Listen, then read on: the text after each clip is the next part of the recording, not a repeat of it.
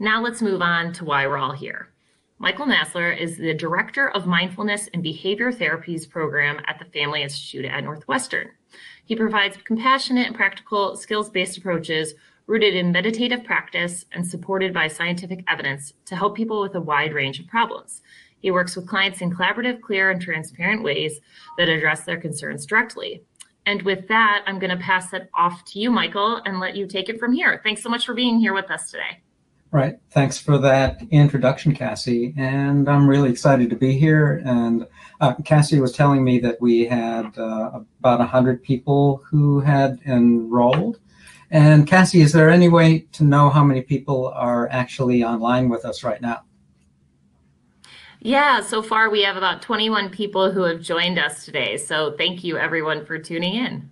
Great. Okay. Really good. Really good. So, welcome everybody, and happy day before the first day of astronomical summer. And it's been, at least for me, it seems like it's been forever since Memorial Day, which is usually the first day that we start to feel, many of us start to feel that it's summer, and maybe a day when the pace of life begins to change and the kinds of activities that we're engaged in start to change. And when there are transition times like this, these are often good times to maybe start engaging in a new behavior, setting up some new habits. And that's kind of the point of this particular webinar. And so before I say much more of anything else about mindfulness, and since mindfulness is one of those things like a golf swing or perhaps playing a musical instrument, there's no substitute for you actually holding a golf club in your hand or having a piano in front of you, rather than me just talking about how you might play golf better or how you might play the piano more effectively. We're going to launch right into maybe doing some mindfulness practice right here and right now. Before I do that, though, I'd like for everyone who's online to maybe give us a quick little survey here. How many have any kind of a meditative practice right now? Just write in and say yes or no. And Cassie, if you can, I don't know if I'll be able to see all of the responses all at once here, but yeah, okay. Just somebody, so we've got some yeses, some no's, we've got an ish. Yes, I understand that completely. That's cool. All right. Cool. All right, good. And the answers are going to keep coming in, and I'm getting the sense that we have a good mix of people who maybe have some regular practice, people who do some practice sporadically, some people who have not practiced, and that can make an interesting webinar. So, moving on. There are some basic instructions that I'd like to offer you for doing mindfulness. And some of this is about body posture, but I want to say this, is that you don't have to do anything special in order to meditate or to practice mindfulness, except pay attention to the present moment. And that's the bottom line. But there are things that you can do that can help, that are conducive to a more kind of effective, a better experience in meditation. And so I'm going to go over some of those right now before we launch into a practice. So it can be useful to sit up straight with your spine supporting your upper body. And that means that if you are in a chair right now, see if you can, rather than leaning back in the chair, see if you can sit up. And this, for most people, this usually means having your upper body a little bit away from the back of the chair, with your lower back all the way up against the chair, so that your spine is supporting your upper body. And this is a posture that's conducive to wakefulness, to alertness, but in a relaxed way. So your posture should be alert but relaxed. And it can be helpful to rest your palms in your lap or on your thighs. Practice and have special things that ways that they place their hands. There's no special thing that you need to do except place your hands where you don't have to do a lot of work holding your upper body up. Now, you can practice with your eyes closed or your eyes open. And for many people starting a practice like this, having their eyes closed can help them a bit with being able to concentrate and stay focused. Now, the whole thing about cultivating an experience of alert wakefulness is that usually that means having our eyes open. And what we know from neuroscience is that as soon as we close our eyes, our brain starts to drift into a sleep-like state, which is kind of not what we're hoping to cultivate in a mindfulness practice. So you can practice with your eyes closed, but eyes open can, in the long run, be more helpful to you. And if you do practice with your eyes open today, have your eyes pointing downward at about a 45-degree angle, focused on a neutral spot in front of you. Don't have anything that has text in front of you, because we have overlearned to read. And so we automatically start to read, and that can interfere with the experience. So clear a spot in front of you. Bring your attention to the focus. When it wanders, gently bring it back. And those are the basic instructions for mindfulness. So let's start with, and this is going to be a guided practice. So there are guided practices, and there are what you might think of as silent solo practices, where you start off with an intention of perhaps paying attention to your breath, and you are on your own doing that without outside assistance.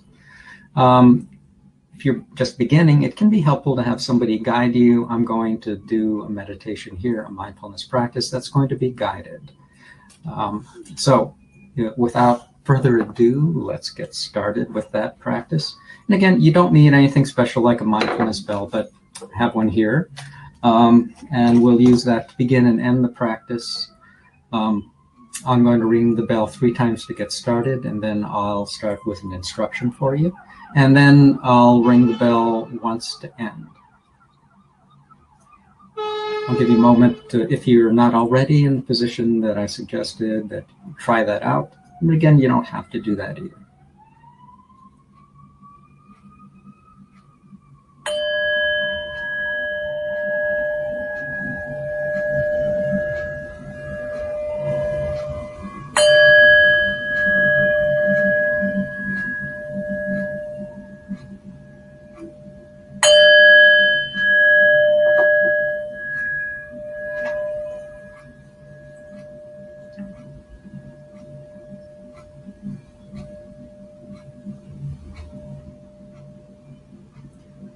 Begin the practice by paying attention to sounds. You may be hearing the sound of the bell. You may be hearing other external sounds. You may be hearing internal sounds.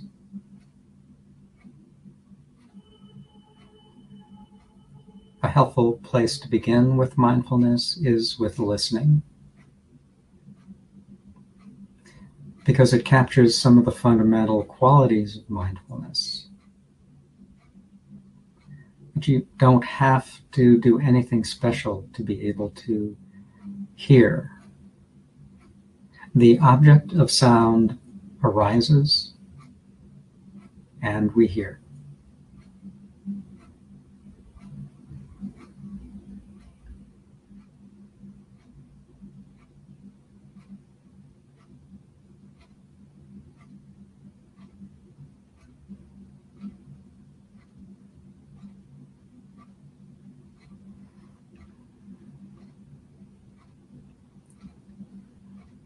So next, bring your attention to the feeling of the breath. Find a spot in your body where you feel the breath most distinctly. It might be the feeling of the air as it enters and leaves the nostrils. It might be the feeling of the breath at the back of the throat. It might be the rising and falling of the shoulders, the chest, or the belly. But find that spot in the body where you feel the breath most distinctly, and allow your attention to rest in that spot.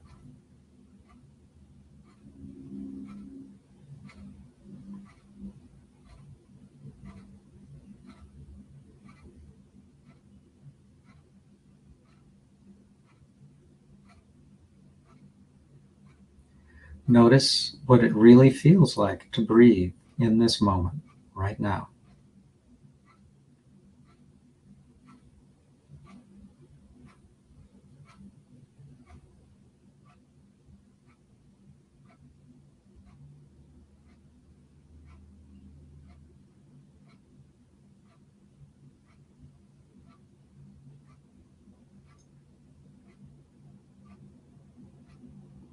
And this is really just about paying attention to what is happening in the present moment. So you don't have to do anything special with your breath. It doesn't have to be deep. Your breath doesn't have to be slow.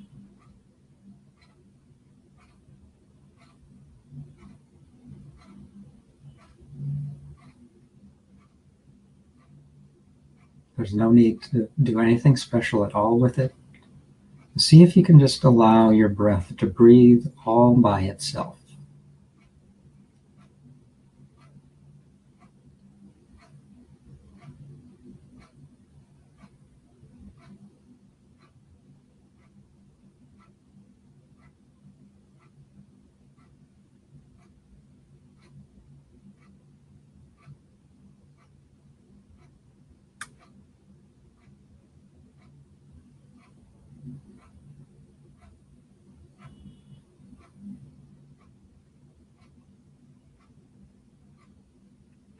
Now, you may already have noticed your attention wandering.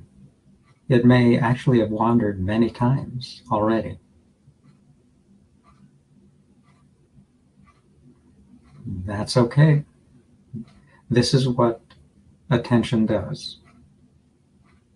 Sometimes it wanders constantly. Just notice when your attention has wandered. Perhaps notice where it has wandered to, and then gently bring it back to the feeling of the breath.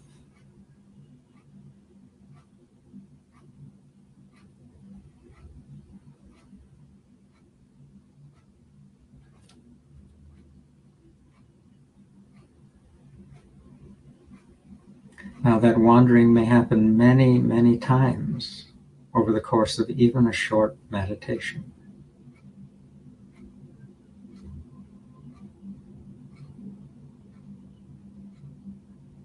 Again, this is normal. This is just what happens with attention.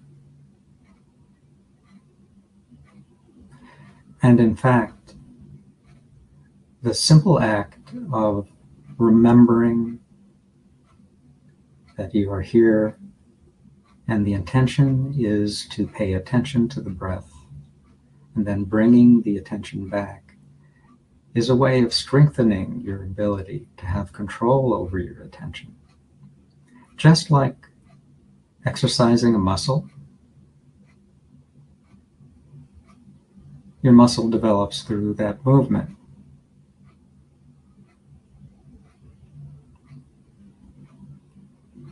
And in bringing our attention back over and over again, we are strengthening the muscle of attention, if you will.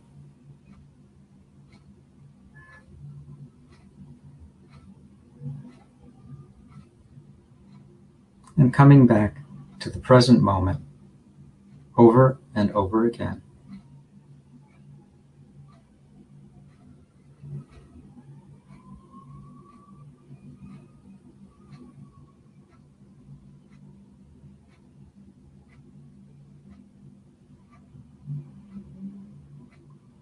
This is where we feel things. This is where we sense things. This is where we make contact with the world. This is where we make contact with ourselves, here in this present moment. This is your life right now, at this moment. Be present to it.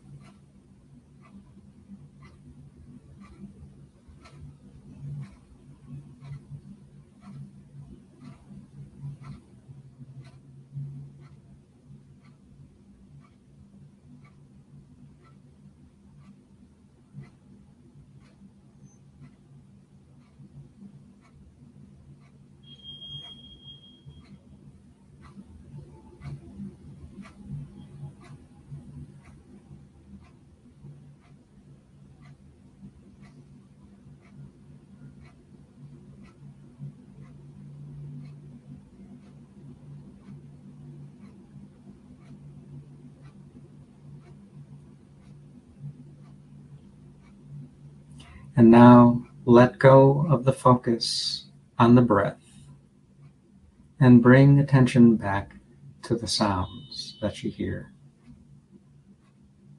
External sounds or internal sounds,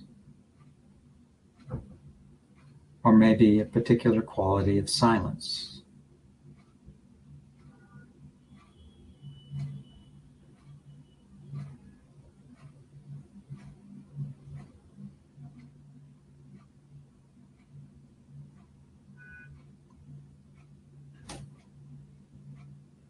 And in a moment, we'll end this practice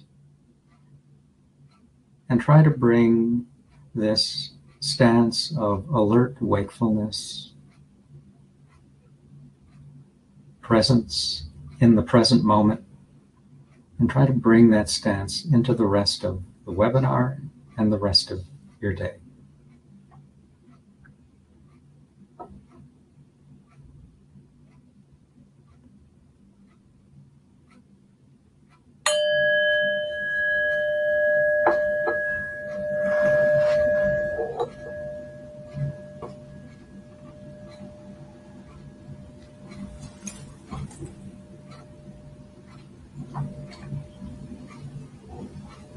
Okay, so I usually, I think, do some of my best teaching when I can have conversations with people, and the webinar format is one that makes it a little bit difficult, but I really am interested in hearing any of your comments and questions about that practice, and we'll have a chance to address maybe some of your comments and questions, and perhaps not all of them, but over the next few minutes, if you'd like to write in some of your comments and questions, that will give us some things to work on.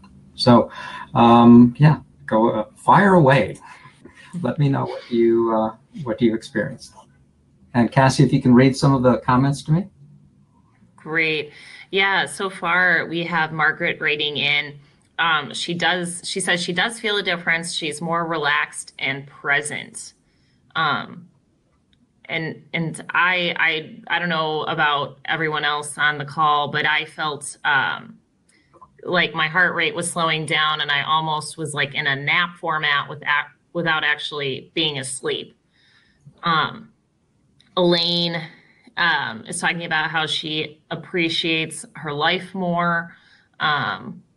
Drew is thanking you for the activity, agreeing with Margaret from above. And so feeling some difference, feeling more relaxed and present. Outside stresses faded a bit. Oh, that's, yeah, when you come back into the present. Mm-hmm. Mm-hmm. Okay, so feel free to keep adding your comments, adding your questions. You know, if something really stands out, I'll kind of stop with what I'm doing and address what you commented on or the question that you have. But there's a lot of material. I could talk all day about this and various aspects of it. And so there's a lot that I want to be able to get through. And we'll also do some more practice before we finish up with the webinar. So I'm going to move on at this point. So So today I just wanted to talk a bit about the research on mindfulness, maybe do another practice called a body scan, talk a bit about the neuroscience of mindfulness and meditation, something about the historical foundations, and finally, maybe just like one definition for what mindfulness is, and then what acceptance is from my standpoint, because acceptance is a big part of mindfulness as I practice it. So that's a quick overview of what I hope that I'll be able to get through in the rest of the webinar today. So first, a bit about research, and I think that this is important because sometimes people will ask, well, and we all need to have an answer to this question. I think if we're going to do anything that takes some effort and some consistencies, like why in the world would I do this? To start off with, this is just a quick overview of how many professional articles have been published from 1990 to 2013 on mindfulness in the medical field. And just to kind of give you a sense that there has been an explosion of interest in this particular practice because of the science that is coming in. And the numbers have even gone up from 2013. That's the last bit of data that I have on that. So there's a ton of interest in the scientific field about this. And this is a practice that has had the interest of many for thousands of years, because the roots go back for a very, very long time. But as far as our interest in the West, we're seeing a lot of people really looking with intensity at what goes on with mindfulness practice. And so it's important to know what some of the outcomes are, for many of us anyway. And these are just, there's a very long list, and these are just a few of the outcomes that we're seeing from some of the research on mindfulness, is that people who engage in some kind of regular practice often report and experience, and these are not just self-report data. This is based on some objective measures of health and other kinds of functioning that people engage in. So this is, there's really good science on this right now, that people show improvements in mental health and general quality of life, more improvements in relaxation, improvements in the experience of chronic pain, improvements in immune function, improvements in mood, improvements in a sense of well-being, decreased panic, agoraphobia, reduced relapse to depression, reduced active depression, reduced binge eating, reduced reactivity emotionally, improved ability to regulate emotions, improved ability to tolerate emotion and current experience, more self-acceptance, more relationship satisfaction, more creativity. And it's interesting on creativity, even just one session of mindfulness will result in people displaying greater creativity on objective measures of creativity. Other outcomes include decreased residual mood problems and bipolar disorder, improved attention, and interestingly enough, lengthened telomeres. And for those of you who don't know what telomeres are, lots of people don't, telomeres are at the end of our chromosomes, and they help to regulate aging. They kind of keep our chromosomes from fraying at the ends. It's kind of like having something around a piece of rope to keep the rope from fraying at the end. And so when you have longer telomeres, you age more gracefully, you age in a more healthy way. And so there's evidence that over time, mindfulness practice can help with the aging process as well. And let's see, that's a bit about the research. Now, I just wanted to maybe page back because some more of the comments have come in, and there's just a few things I thought that might be useful to address. One comment was I was becoming aware of neck discomfort sitting up straight, so I felt I needed to do neck exercises and was able to bring my attention back to my breathing, but my attention returned to my neck discomfort. Any suggestions? So sometimes physical discomfort will happen. And so if you do have physical problems, definitely take steps to help yourself with those physical problems. If you need to see someone who is a physiologist, someone who's a physical therapist, if you see a massage therapist, if you practice yoga, this can help with some of the physical problems.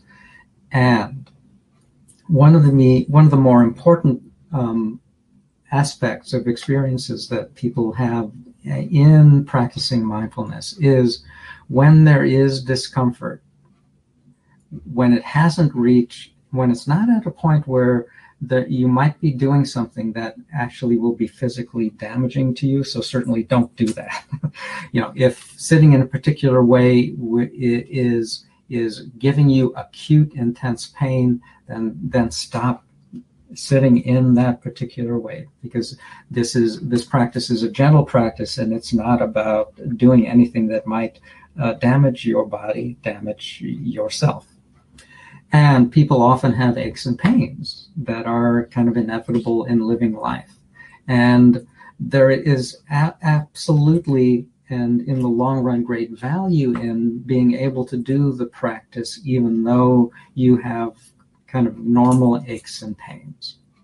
And the value is that over time we learn to not be drawn into and taken over by that pain, because we get more and more control over our attention, and that can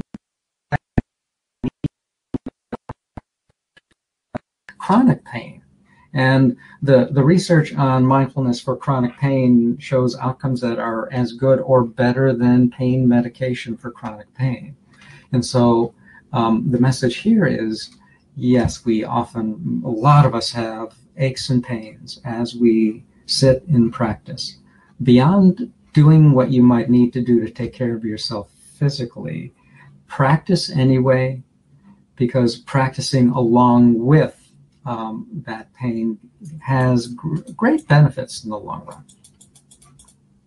All right, so I just wanted to make a comment on that particular question. All right, so moving on. When we look at the neuroscience behind mindfulness, there are some major areas of functioning that mindfulness helps. It helps with intention and motivation, so that people who engage in this practice, because you sit down with the intention of paying attention to your breath, and every time your attention wanders, you bring it back. This strengthens the areas of the brain, and we can see changes in the brain that are related to increased ability to act with intention and increased ability to self-motivate. This also increases a person's ability to be aware of their physical body, and this can be helpful in many ways. This also helps in attention regulation. We all have a bit of attention deficit disorder because our minds wander all the time. And so there is increased ability to be able to pay attention, and to be able to pay attention in a relaxed way. There is increased ability to regulate emotions so that we still feel things, absolutely, because we're human. It's human to feel things. And we have increased ability to not let emotions kind of take over the show. And we have increased ability to kind of bounce back after an emotional experience. So emotional experiences, we still have them, and they can be less intense and less frequent, and not last as long. And then finally, there are increases in self-awareness. And there are some interesting things about the way that self-awareness is changed through mindfulness practice. So when we look at neurocognitive functioning and the kinds of experiences that we have of ourselves, there are maybe neuroscientists and theoreticians have broken this up into 4 different ways of experiencing the self. There's a lot of technical language here. I'm going to try to boil this down in a very simple way if I can. There is the experiential phenomenological network. And this is the reactions that we start to have before we even realize it. And what we find is, what we find is that with the experiential, that was the experiential and active network. And so we find decreases in the reactivity of that particular network. And we find increases in the experiential phenomenological network, which is that experience that we have when we feel our body, when we are aware of our surroundings. And so that's the sense of self that we have that comes to us through our senses. There is the narrative self, which we find decreases in the narrative self, meaning that while we still have stories we tell about ourselves to ourselves and stories about the world that we tell ourselves about the world, that we're less subject to those stories, and that those stories are more pliable and more malleable, so that we don't get stuck seeing ourselves in very habitual ways, and that we don't get stuck seeing the world in very habitual ways. So what comes to mind right now is someone who I've been working with who is practicing mindfulness, and she was talking about an experience she had recently with her mother. And her past experience with her mother is that whenever she might reveal something about herself, some self-disclosure about something that's painful, that her mother would dismiss her emotional experience and wouldn't really validate it, wouldn't really listen to her. And as she was there beginning to talk to her mother about something that was going on in her life, her stories became really active in her mind, and she was, I really shouldn't say anything because my mom isn't going to listen to me anyway. She paused for a moment, which is part of her mindfulness practice, and saw that this was the story she was telling herself. And she realized that it might not actually be what would happen. And she went ahead and revealed herself, and her mother acted in a very different way than she would have in the past. And she was very grateful for having that experience. And so when we do this kind of practice, it weakens the stories we tell ourselves about ourselves in the world, so that we can be open to new things happening. And then finally, there's what's called the frontoparietal control network, which is the part of our brain up here in front, the frontal lobes, that actually is kind of the executive control center. And that gives us more control over our actions and our intentions. So that's a bit about the neurocognitive functioning behind mindfulness practice. And here, this next slide is just a schematic of some of the areas that we see changes in the brain when we do neuroimaging studies of people who meditate regularly. I'm not going to spend a lot of time with that, but just to show you that there's some pretty extensive change that we see in functioning and even in the size of different brain areas when people meditate regularly. And then finally, there are the process of meditation over time often leads to a kind of a sequence of changes in the way that we experience self. And this is also reflected in some of the neuroscience, that we begin with self-awareness. And so just developing through meditation a greater sense of awareness of how we're feeling, what we're thinking, as we are thinking it, as we are feeling it. And then improved ability to regulate all of that, so we're not subject to reacting to things as much. And then there is actually this experience that many people begin to have of self-transcendence, of a greater connection to the world around you, a greater connection to the universe. And there is actually a brain area that is associated with this kind of experience. And we see changes in that brain area over time through meditation as well. So I hope that didn't bore you. I'm also going to go through the historical foundations here just really briefly, just because I think that it's useful to go through this and to understand a bit about where this practice has come from. There are many versions of mindfulness practice.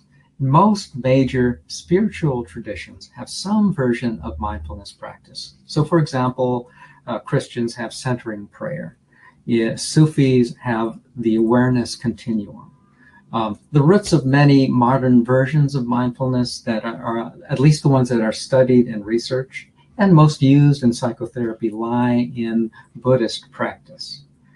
So I just want to say here that many people do think of Buddhism, and I do think of this myself as well, that not as a religion, perhaps as a spiritual tradition, but certainly as a set of practices for living more effectively, more fully in the world. And so the Buddhist origins kind of date from the 5th century BC with the teachings of Siddhartha Gautama in East India. And they spread through Central, East, and Southeast Asia, and then throughout the world. And so these are the foundations of many of the mindfulness practices that we see in the West today. But this is not the only kind of mindfulness practice that is used. So we've been talking a lot about mindfulness, but just what is this? And there's lots of different definitions of mindfulness practice, and the definitions, each definition only captures parts of the experience of mindfulness. And the most important thing is just to actually dive into the practice, and because it is a practice and not a set of ideas, although the ideas can guide us. So mindfulness is not a matter of explaining and solving, but of experiencing and describing. Everything begins with lucid indifference. This is a quote from Camus. And the indifference here is not one that is distanced or unemotional. It is a stance of being able to observe without being disturbed by observing. Proust it furnishes our next quote. The real voyage of discovery consists not in seeking new landscapes, but in having new eyes. And so there's this idea in Zen practice of beginner's mind. So that in beginner's mind is being able and having the ability to approach even activities that we have done every day for our entire lives, to approach those activities with beginner's mind, with new eyes, so that each time we engage in it, it is something new and potentially fresh. So there's a way that we don't need to seek necessarily new experiences. We can have new experiences with what we have been doing all along.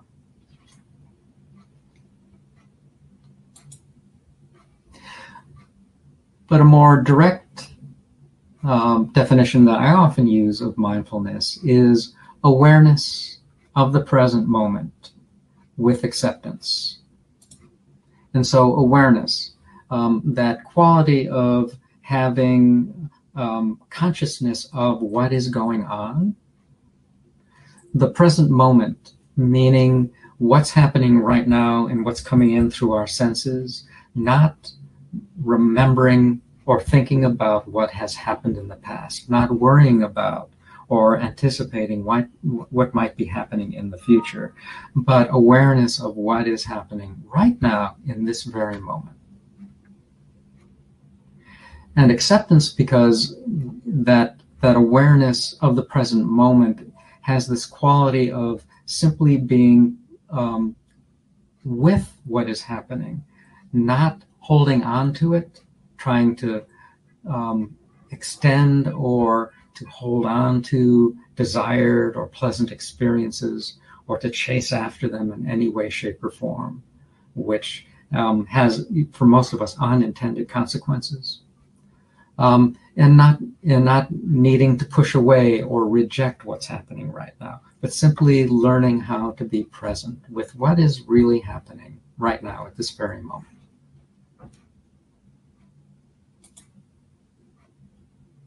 And so just some quick definitions of awareness from the I'm forgetting which dictionary this actually is, but knowledge or perception of a situation or fact. We need to raise public awareness of the issue, for example. Concern about and well-informed interest in particular situation or development. For our definition, though, we're focusing on the flow of information through the senses including sight, sound, touch, taste, smell.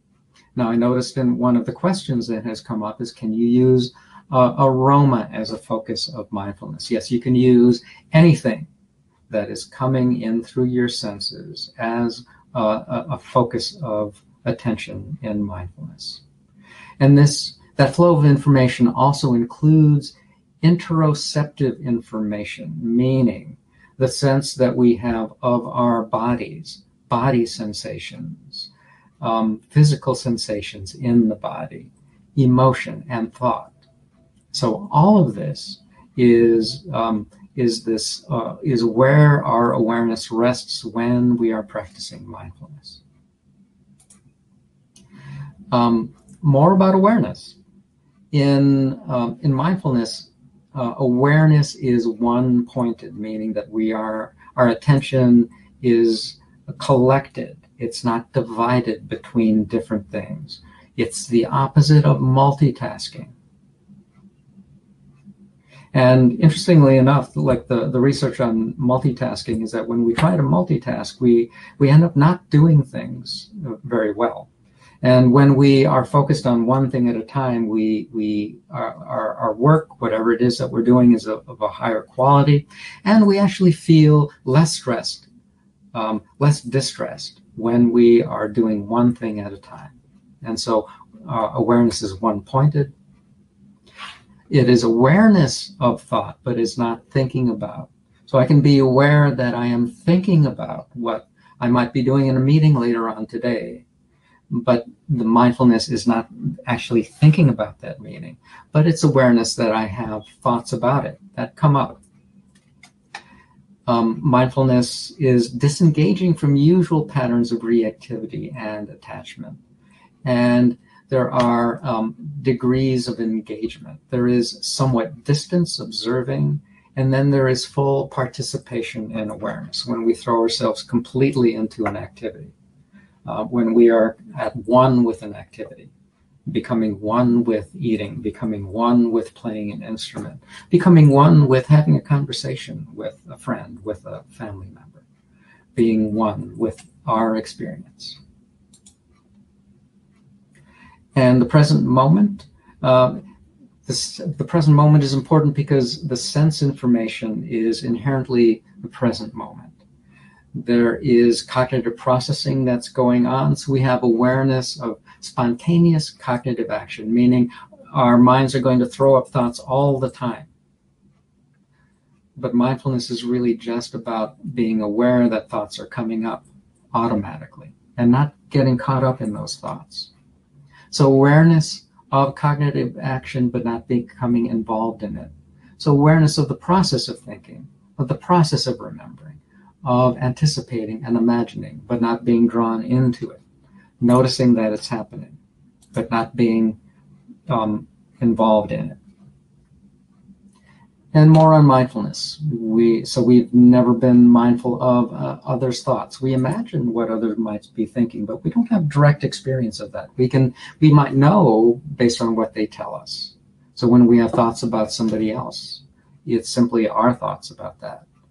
We've never been mindful of another person's intentions. We can only infer them, but you can't have direct experience of their intentions, of their emotions, of causes. We think we know what causes things, but we don't have direct experience of that. Concepts are just ideas. They are not mindfulness in and of themselves. So I have some ideas about what is going on right now, but what is going on right now is always something different than my ideas about it. And the meaning I attribute to things is something that I construct, but I can't be mindful of meaning. I can only be mindful of what's coming in through my senses. Now, it doesn't mean that thinking is unimportant. It doesn't mean that concepts are unimportant, that meaning is unimportant. All of that is useful. But we often get drawn into our ideas about things and think that those ideas are reality. And it can be helpful to be able to step back and to recognize that I have thoughts about things, but my thoughts may not be accurate. Just like my client's thoughts about what her mother might do when she revealed herself. and finding that her mother actually acted in a way that was very different than she anticipated. And then finally, we're going to move on to some ideas about suffering and acceptance. The first truth is that life is suffering, and avoidance of suffering leads to worse suffering. And so this for me is all about that acceptance part of mindfulness. And so what is accepting? Back to the dictionary, the action of consenting to receive or undertake something offered, or the action or process of being received as adequate or suitable, or the agreement with a belief or an idea or an opinion, or a willingness to tolerate a difficult, unpleasant situation. And so these are our standard definitions of mindfulness. From our standpoint, or from the standpoint of mindfulness, we are, as we engage in mindfulness, we give our consent to receive or undertake something that is offered, meaning what the universe is offering to us, what our experience is offering to us. It's an active consent. It's an allowing things to be just the way that they are without trying to change them. Beginning with acceptance. Whatever is occurring or is offered by the universe is received as adequate or suitable. And what's adequate or suitable is perfect, meaning not a thing in the universe is actually out of place. And what is happening right now is the only way that it could happen. Not that we would, if there are painful things happening, damaging things happening in the world, and there are many things, not that we approve of that and would want it to be that way, but that we acknowledge that everything that is happening has some sort of cause, and everything that is happening has a place in the world as the world is. So we're not agreeing with ideas or opinions or explanation. We're simply agreeing that there are beliefs. We have a willingness to tolerate a difficult or unpleasant situation. We're not resigned, but are actively embracing what is happening right now. And that doesn't mean that we won't, in the next moment, take action when action is needed to change things. But we start from an attitude of becoming aware of and accepting of what is really happening right now in this moment. Great, Michael. We have just about 2 minutes until we reach our 10-minute mark where we might want to take a few questions. Great. Okay. So just to close up with a few final ideas about accepting and then about wisdom. So radical accepting is accepting with the mind, body, and spirit. And it can mean in whatever way that we can, loving what is actually happening. So being fully present to what is happening, whether it's painful or whether it's pleasant or whether it's neutral, being fully present to it, accepting that what is happening right now is what is happening. It's not necessarily what we would want to have happen, but it is happening. And all of this can cultivate in us a sense of greater peace and willingness to actually go with the world rather than to be engaged in fruitless struggle against it. And then I want to leave you with one final idea about mindfulness is mindfulness as wisdom and as freedom. So what mindfulness can do is give us a gap between stimulus and response. And when we have a space between stimulus and response, we stop reacting to the world, and we have a space in which we can choose our response. And in our response lies our growth and our freedom. And I want to share with you a couple of quotes from the late Randy Pausch, as well as some quotes from some members of the Wisdom Study Group at the University of Chicago, that mindfulness gives us the capacity to use our wisdom. But what is wisdom? Let's start with experience. Okay, experience is what we get when we don't get what we want. And one way to think about wisdom is what we get when we get lots of experience. And so we can't benefit from our experience. We can't benefit from our wisdom if we are simply reacting to things. And what mindfulness does is gives us that gap, gives us that space in between stimulus and response, so we can call upon our wisdom and engage with the world in a way that can be more effective and more fulfilling for us over time. So I just want to leave you, before we move into questions and answers, with just a few ideas about how to carry on this practice. One is to set a time of day when you might regularly be able to do even just 5 minutes of practice. You don't need to sit for an hour. You don't need to sit for even a half hour. Just 5 minutes can give you benefits from practicing mindfulness. This is kind of like mental hygiene. This is kind of like brushing your teeth. This is brushing your mind, helping to keep your mind healthy, and in improving and strengthening your ability to live more fully in the world. And I also advocate for people. I know that we often lead busy lives, and it seems like we don't have time in the flow of what we're doing to pause even for just a moment. But there almost always is time to pause for just a moment. So what I encourage you to do is every time you change, that you go from one activity, rather than simply rushing into the next thing that you do, stop for even 15 seconds. Stop for even 15 seconds and pay attention to your breath and become aware of what's happening within you and around you. And so before we move into question and answers, I just want to invite us for about 30 seconds to do just that. Pause for a moment. Pay attention to your breath. Notice what's happening in you and what's happening around you.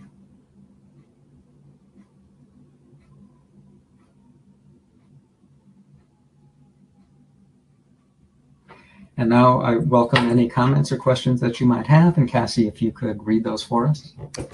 Great. Yeah. Thank you, Michael, for all of this great information. And we do have quite a few questions. We had some people talking in the chat box about how you differentiate between mindfulness from meditation. And can you talk us through how you define those two things? Oh, sure. Well, meditation is an umbrella term that can refer to lots of different specific practices. And so mindfulness is one form of meditation, but there are many.